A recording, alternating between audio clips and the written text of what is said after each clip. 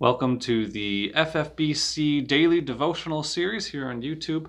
We're glad that you're here for Psalm 22. And if you join with me, you can flip to Psalm 22 in your Bible. It's another longer psalm, so we're going to split it into two parts.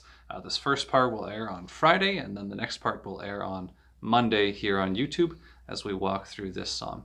Psalm 22 is a Messianic psalm. It's maybe the foremost of the Messianic psalms, meaning that it refers prophetically to the Messiah.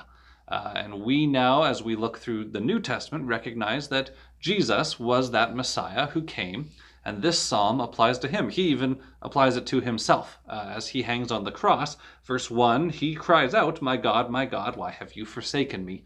The first words of this psalm, applying this psalm to himself. And the Gospels walk through many of the other details of this psalm to point out how it applied to Jesus. So we understand with Messianic psalms, such as this one and others throughout the Psalms, that David, or if someone else wrote it, David wrote this one, David went through an experience that caused him to write this psalm, and so we don't want to downplay that he went through these feelings, he wrote these words, he had these thoughts, and he penned them, but they were guided by God so that they meant more than just what David was going through.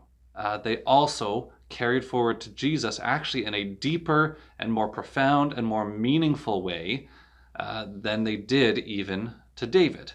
And that's how some prophecy works in Scripture, where a person will go through something as a pattern of what Jesus will fulfill later on in the Bible. And so this Messianic psalm we get to look at today, and specifically we look at verses 1 to 18 as representing Jesus on the cross, and then we can look at verses 19 all the way to the end at 31, a little bit as our response to what he accomplished there for us. So today we're going to look at that first part, which is verses 1 to 18.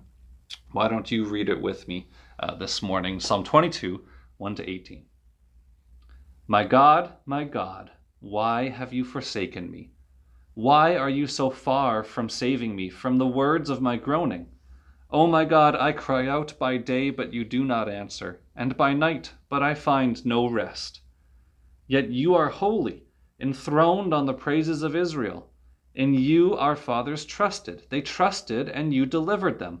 To you they cried and were rescued. In you they trusted and were not put to shame. But I am a worm and not a man, scorned by mankind and despised by the people. All who see me mock me. They make mouths at me, they wag their heads. He trusts in the Lord. Let him deliver him. Let him rescue him, for he delights in him. Yet you are the one who took me from the womb. You made me trust you at my mother's breasts. On you I was cast from my birth, and from my mother's womb you have been my God. Be not far from me, for trouble is near, and there is none to help me. Many bulls encompass me, strong bulls of Bashan surround me. They open wide their mouths at me like a ravening and roaring lion. I am poured out like water, and all my bones are out of joint. My heart is like wax, it is melted within my breast. My strength is dried up like a potsherd, and my tongue sticks to my jaws. You lay me in the dust of death. For dogs encompass me, a company of evildoers encircles me. They have pierced my hands and feet. I can count all my bones. They stare and gloat over me. They divide my garments among them, and for my clothing they cast lots. That's where we'll end today. But the elements here, as we read them, when we put them in the framework of Jesus and his life and his death on the cross specifically, they all begin to line up, and we see how he fulfills these things. We remember that Jesus was on the cross as the ultimate sacrifice, the unblemished sacrifice for your sin and for mine, right? That's why he was there, and that's the gospel message, that Jesus took the punishment we deserve, that we rightly deserve for our sin, and he gives us the righteousness that he deserves instead. And that's the message that you and I celebrate, is the salvation that Jesus gave to us, and that's why he was on the cross for us. And here we actually get a prophetic glimpse into what he went through a little bit to gain us that great salvation. So we look through verses 1 and 2 are his agony on the cross as God turns his face. My God, why have you forsaken me? You're so far from me. I cry to you by day, but you do not answer. I find no rest. If you want to know maybe a little bit more about these words, Pastor Dan, as we were leading up to Easter, went through a series on the last words of Christ on the cross, and he walked through this one in video 3 of that series, which actually aired on April 8th, which is 1 month ago today. You can go look back and see that he dives into that saying of Jesus, my God, why have you forsaken me? And he does a more in-depth job than I'll do here. But suffice it to say, Jesus is in agony on the cross because God has abandoned him. Verses 3 to 5, Jesus then walks through this references, or David and Jesus reference the history of Israel, that God has saved Israel throughout their history, that the fathers of Israel trusted in God and he saved them. And so they reference back on this, wondering maybe why God isn't currently acting to save them in this moment. And then in verse 6 is the recognition, I am a worm and not a man. And verses 6 to 8 give us the description of the current status. For David, there was obviously something going on where others were against him. This happened often throughout his life, and he writes about it in other Psalms as well. For Jesus, we see how these line up so perfectly. Scorned by mankind and despised by the people. There were those who were jeering and shouting in the crowd as he carried his cross up the hill. All who see me mock me. They wag their mouth, or they make mouths at me and they wag their heads. Those who were crying out again, the Romans did, the crowd did, the Pharisees certainly did. And then verse 8 is almost directly quoted by those when Jesus is hanging on the cross. He trusts in the Lord, let him deliver him. Let him rescue him, for he delights in him. This is almost directly quoted when they say, well, why don't you come down from there? If you are truly the Son of God, save yourself. Verses 9 to 11 then are the cry to God, a cry to the God who has always been with him to remain with him.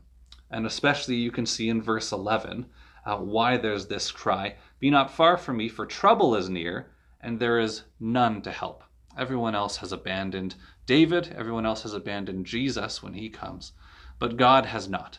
God stays with him, God is near to him, and this is a good thing, that he cries out to God, stay with me, no one else will, but I know that you will, because you were there right from the beginning. You were there from the moment I came out of the womb, from the moment of my birth. You have been my God.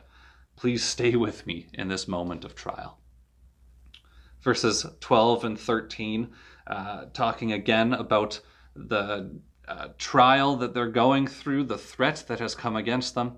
And then in verses 14 to 18, we see these verses as entirely prophetic in the way that all of them certainly speak to what Jesus was going through on the cross, and they're certainly fulfilled by Jesus on the cross.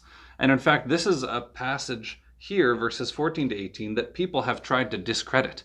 They've tried to say that maybe it was added in later, or maybe we've interpreted it wrong all the way along, because it speaks so much to what Jesus went through on the cross. They don't want it to be true because this was written centuries earlier than Jesus came.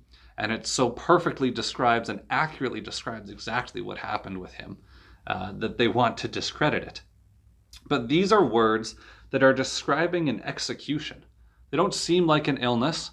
They don't seem like just a regular persecution. They certainly seem like an execution is going on. They fit all the signs of the cross. He says his bones are out of joint, as Jesus would have been as he hung there and as he tried to stand and as the time wore on his body and the gravity pulled him down.